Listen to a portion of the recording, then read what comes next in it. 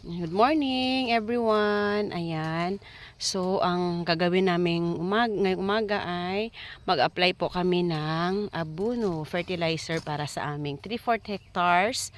So sa 3/4 hectares na papaya or 900 square, tama ba? 900 square meter is need niya po 5 sacks. Ayan.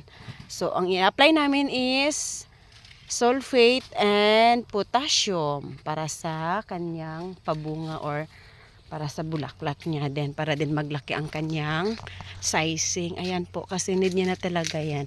Ayan, pag makita niyo ang papaya niyo is may gapping na, so all you have to do is apply na kayo ng foliar or either abono. Ayan, so marami-rami pa man ang kanyang bunga. Ayan, itutur ko kayo sa gitna ng aming papaya. Ayan. Maya po, mga 9 a.m.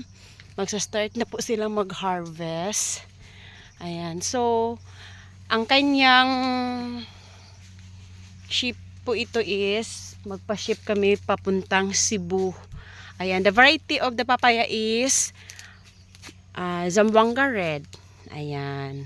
So kung gusto niyo po malaman kung paano magparami or kung paano magpalaki ng papayang to, just comment, then paki-subscribe and share this my video guys. Ayan. Okay, tingnan nyo. Marami na siyang gaping kasi nga magto 2 months na wala siyang abono. So ayan, need niya na talaga yan. Pero dito na side, kasi mataba pa naman ang kanyang lupa, is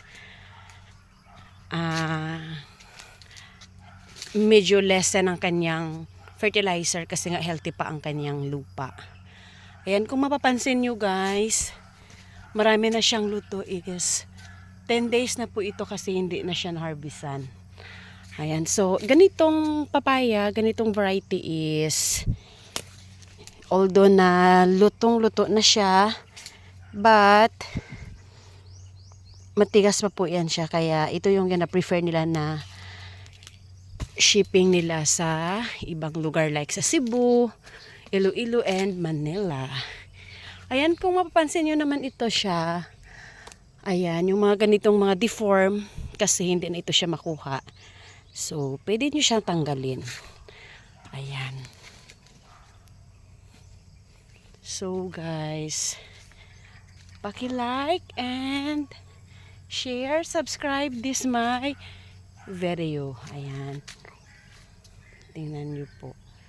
Or comment lang po kayo kung paano magparami, kung paano palakihin ang ganitong papaya. Ayan guys, gaping na po siya.